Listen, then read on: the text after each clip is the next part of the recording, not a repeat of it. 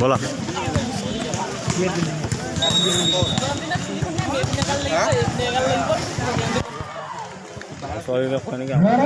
বৰ্তমান খেল জিন্টু জিন্টু খেল কেইখন এখোৱাৰ লগে লগে 3 নম্বৰ খেলপথাৰত তামোলপুৰ ঢকুৱাখানা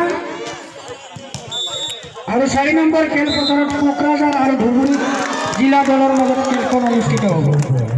পুনৰবাৰ কৈছোঁ, বৰ্তমান চলি থকা লৰা আকাৰ খেল শেষৰ লগে লগে 3 নম্বৰ খেলপথাৰত তামোলপুৰ ঢকুৱাখানা আৰু কোকৰাঝাৰ ধুবুৰী জিলা দলৰ মাজত খেলখন অনুষ্ঠিত হ'ব। আমি আটাইকেইটা দলকে সাজু হৈ থাকিবলৈ অনুৰোধ জনাইছোঁ। গোৱালপাৰা